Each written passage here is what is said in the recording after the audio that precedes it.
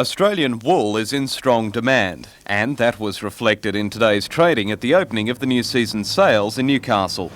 Wool from the Upper Hunter, Northwest Slopes and Plains and the New England went under the hammer for very healthy prices.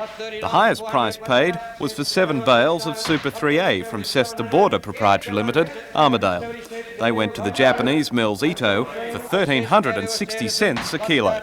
600, 600 cents, 601, 10, 11, 611 cents, 611 cents is up booth, up 39 is 400. Very, very strong inquiry from Japan. Naturally, with the strength of the yen against the Australian dollar, that's giving them great purchasing power. And also Korea, they were in the market today, and also I believe some forward sales made to China. Well, this must say something about Newcastle as an important selling point, mustn't it? Yes, it certainly does, and I guess a lot of money's changed hands today. We've had a big attendance of growers, and they're out, I think, now probably spending some of their well-earned monies in the shops. Meantime, the new wool handling facility being built by Elders Pastoral at Wickham is due to receive its first bales by the end of this month. And according to Elders Wool Operations Manager Barry Nelligan, it proves Newcastle's importance as a wool handling centre. So. We certainly see Newcastle remaining as a wool warehousing facility, and I believe there's every opportunity it could even grow in size. And a good thing, of course, for the Hunter Valley. Very much so. Obviously, we are making a substantial commitment, and we would not be making that substantial commitment unless we saw a future for Newcastle.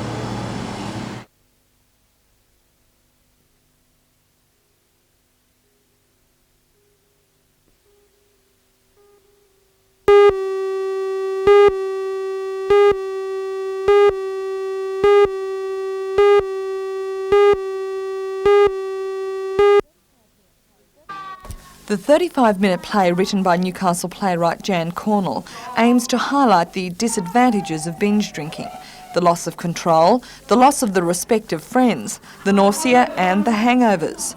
It's about 3 rock musicians with dreams of the big time, but firstly, a recording contract. The record scouts are in the audience, but the guitarist's binge drinking ruins the group's chances. Last night the play was previewed by teachers, but it's aimed at teenagers. And according to director Brian Joyce, a recent preview at a school was both encouraging and enlightening. They were somewhat frightened at how closely it was able to pinpoint their lives, and they were like looking around to see, have we been caught out? How do they know this? That's great. Everyone seems to think that once you turn 30 you don't know anything about that. It was really funny. They were looking around and checking it out. Also, I think that they're not used to having a rock musical hit their school. And so the actual form of it is different to most other theatre and education productions going around.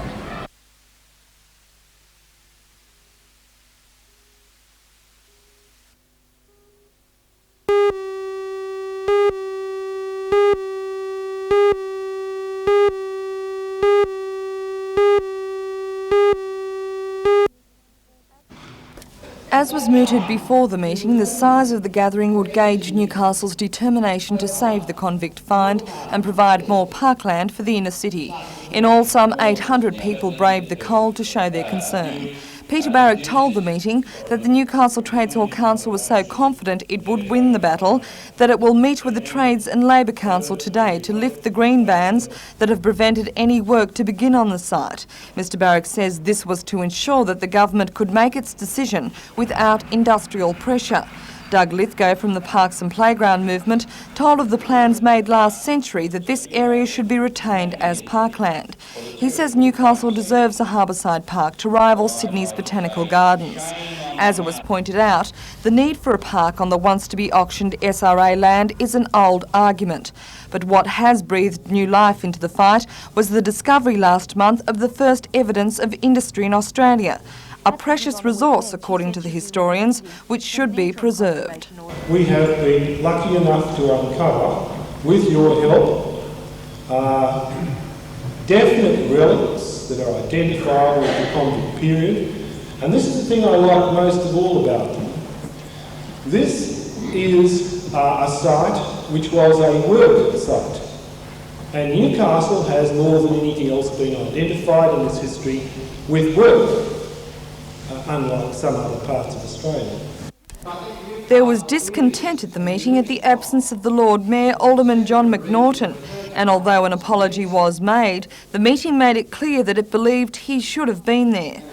After more than 2.5 hours, a resolution was put, and the meeting voted unanimously to dedicate the SRA land as a park and to send a delegation headed by member for Newcastle, Arthur Wade, to meet with Premier Unsworth about the future of the proposed park and the archaeological dig. Following a letter from Mr Mulock saying that the acting Premier would fully explore the possibility of responding to some expressed community concern, Mr Wade says he's confident the land will be made into a park, but he says the Newcastle City Council will have to foot some of the bill. I think Council will have to contribute towards it. They've had a pretty fair go now with the tract of land that's already been given, and I don't expect them, and I wouldn't think the Ministry expect them to develop the land overnight, even in time for the bicentenary. I think that'll be just progressively done. Do you think the SRA should be paid the $8.8 million that it claims it needs to relocate? No. Acting Premier and Minister for Transport Ron Mulock has received a report on the archaeological site from the Department of Planning and Environment. A spokesman for the Minister says he'll make a decision on the future of the site sometime this week.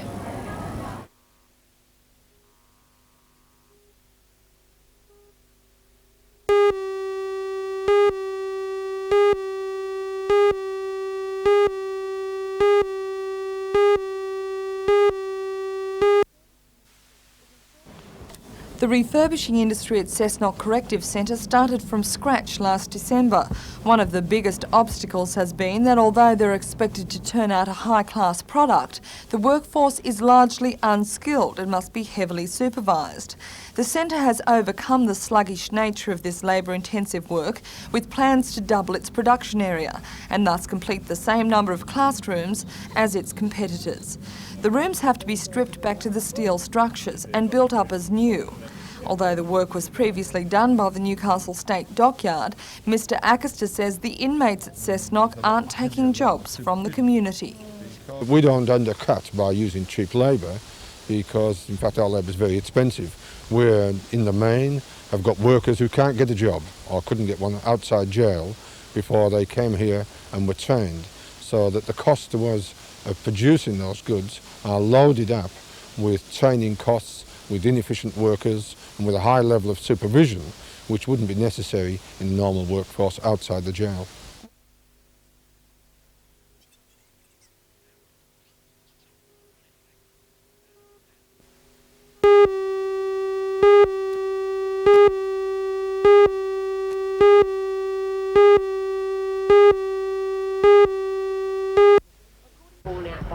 According to Dr Sandra Deveridge, the director of the Hunter Blood Transfusion Service, 2 children aged 2.5 and 3 were found sucking the end of a capped needle like this. A small quantity of blood was contained inside the capsule, but the children were not exposed to it. Dr Deveridge says even if the blood was contaminated, the chances of contracting AIDS in this way are so negligible that they can be discounted altogether. The chances of contracting hepatitis B are also very, very slim. The AIDS virus is not a very robust virus, neither is the hepatitis B virus, although we do know that the hepatitis B virus is more easily transmitted than the AIDS virus. The AIDS virus and the hepatitis B virus, once outside of the body and dried onto a needle or anything else, doesn't survive for very long, so that a needle that has been discarded even the previous night, even if it were contaminated with the hepatitis B virus or the AIDS virus, would probably be unable to transmit those viruses to someone who came into contact with them. It's understood the police recommended that all children who use the play centre should be immunised against hepatitis B and AIDS tested. But according to Dr Deveridge, this is completely unnecessary. It's very important that the parents understand that the risk of any children using the preschool, and this includes the 2 little children who were found sucking on this needle, that the risk of AIDS is you may as well say it's nil. The risk of hepatitis B must be extraordinarily low. Attempts will be made today to analyse the blood in the capped needle to see if it is AIDS positive.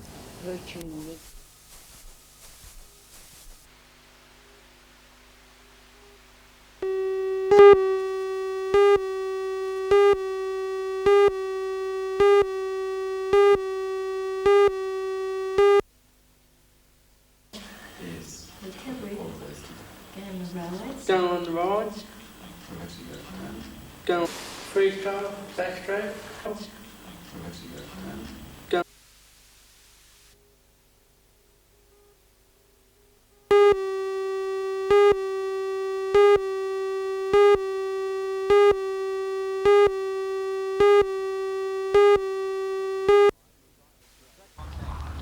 The Saxon Vale mine was idle today for this morning's meeting. The employees heard the results of weekend talks between BHP and the unions held before the Joint Coal Board. The unions had pushed for the reinstatement of all the sacked workers, but the company agreed to just 24 extra positions.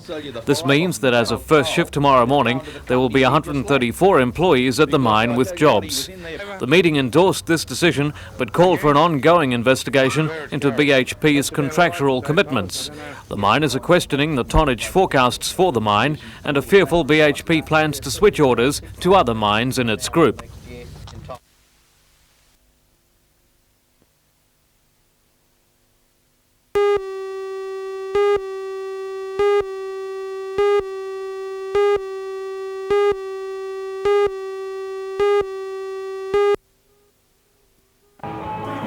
In the news at 6 o'clock, Education Week starts in the state's public schools today.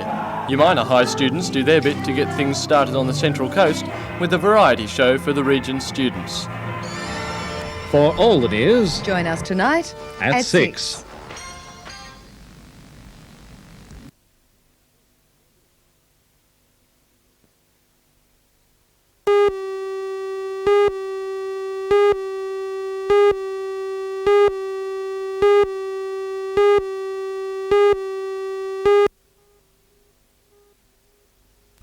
The experts say advertising is just one component of any business, but its effect can either make or break the success of any venture, no matter how big or small. At last night's seminar, spokesmen from different local companies outlined the many ways in which businesses can benefit from advertising, using it to help improve overall marketing performance. The seminar is the first of an organised program by the university and the newly formed Newcastle Hunter branch of the Australian Marketing Institute. The scheme aims at forming a closer bond between the local business community and the university. In her dual role as Senior Lecturer of Management and on the board of the Newcastle AMI, Dr Hazel Sushard plans to introduce new advertising courses to upgrade the existing marketing studies. I'm leading the development in the marketing area as far as courses are concerned, and next year the Department of Management will introduce advertising for diploma and MBA students, and it will be coupled with other courses perhaps later on, such as in retailing, and the development will be in line with the development of courses at other universities in New South Wales.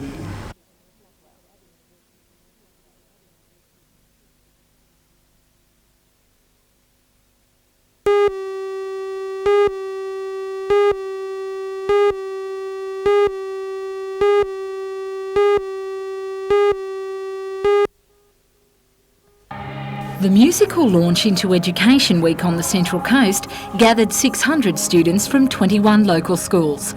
Throughout this week, education will be under the spotlight across the state. All parents are encouraged to visit their child's school and see firsthand how education has and is changing. But for the 120 students from Umina High School, yesterday's concert was a chance to show off some other skills, which can be seen during this week from most shopping centres. The group plan to take their variety show concert on tour to the state's west at the end of the year.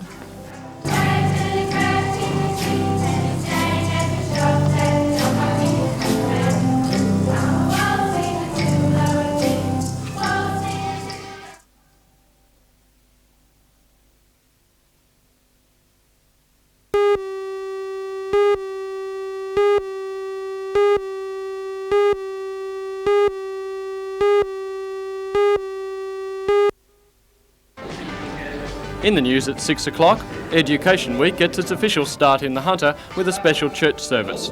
Representatives from over 100 schools heard the New South Wales Director of Schools defend the state education system. For all the news, join us tonight at 6.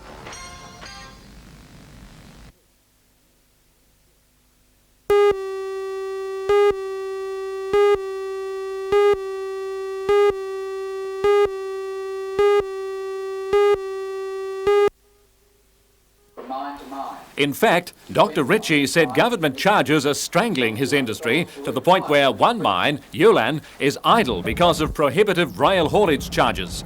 He said virtually every coal producer in New South Wales has developed an interest in Queensland in order to expand because the government here has a policy of increasing taxes and charges to the point where reasonable returns cannot be made. And Dr Ritchie said the state's takeover of coal royalties had removed assets from companies' books, reducing their base for future investment. He described as a political decision the government's prevention of the transfer of the Saxon Vale lease from BHP to Newcastle Wallsend and the effective nationalisation of the industry. Comparing here with Queensland, Dr Ritchie said lease policy is based on ideas over 100 years old, rendering coal in New South Wales a peasant industry. We started to speak to the New South Wales government in February of this year about the fact that there were going to be closures of mines. Last Friday, the state government said, yes, we're still thinking about it. That's 6-7 months, and the mines are closing all around them. That's not good enough for a state government. There has to be a different attitude. The other thing is that traditionally in New South Wales, quite distinctly to Queensland, the union movement and the government is very close to each other. There needs to be change in union attitude, and the leadership for that change has got to come as much from the producers as from the government. It's the New South Wales state government that has blocked totally all change to the Coal Industry Tribunal. The federal government has supported it, but it's the New South Wales government that won't, and that gives the coal industry, the coal mining unions, the opportunity to have every national wage case plus some more every time. They're the sorts of issues that the New South Wales government's got to come to grips with sometime.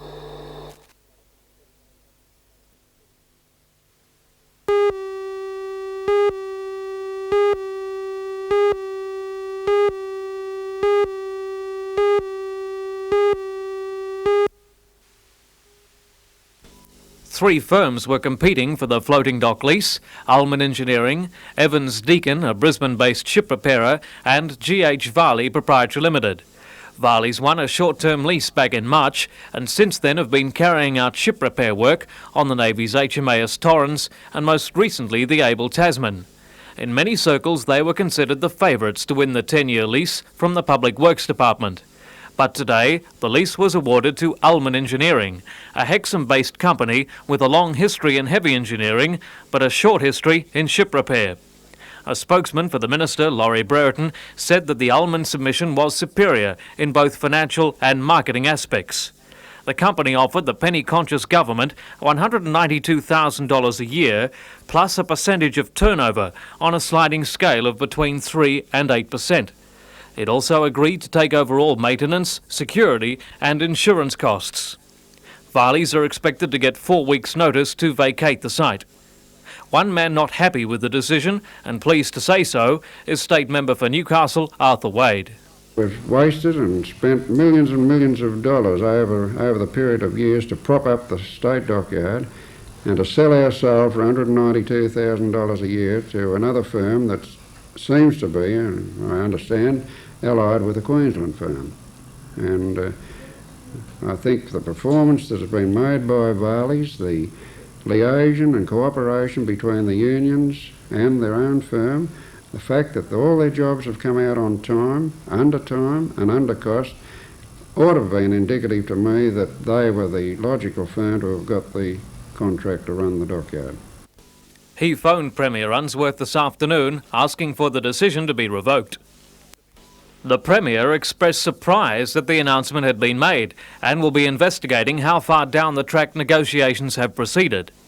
Ullman executives are naturally pleased with the deal and anxious to assure the public that they are Newcastle-owned and not in a consortium with the Queensland bidder Evans Deacon.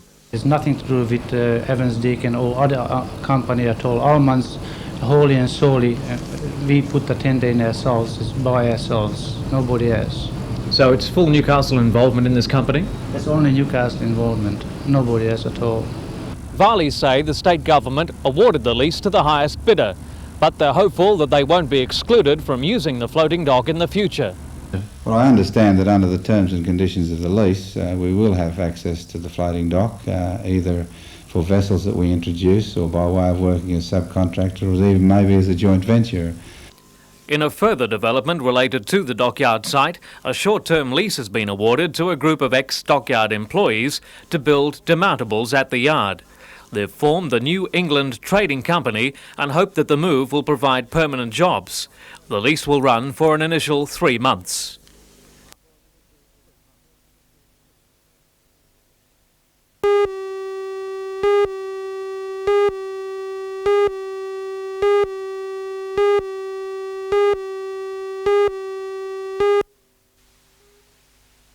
Unlike many recent visits to the Hunter, this time Mineral Resources Minister Ken Gabb brought good news.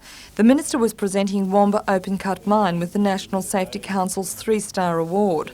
Wambo is the only mine in Australia to reach such a high standard in safety, with 433 consecutive days without time lost because of an accident.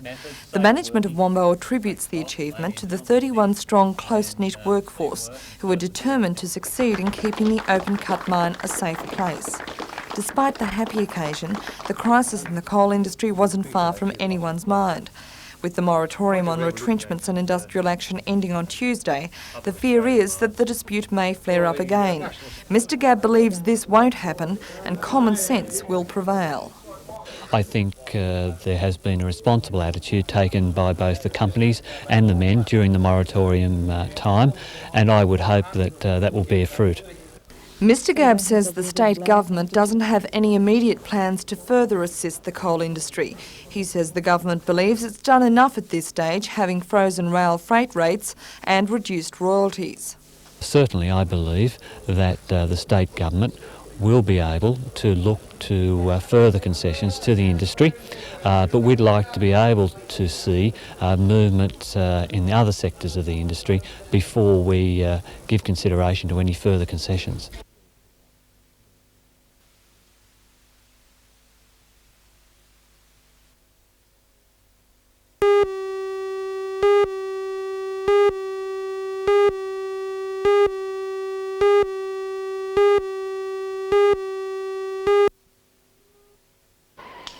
The fun run was over a distance of 12.7 kilometres, starting and finishing for the first time at the International Sports Centre.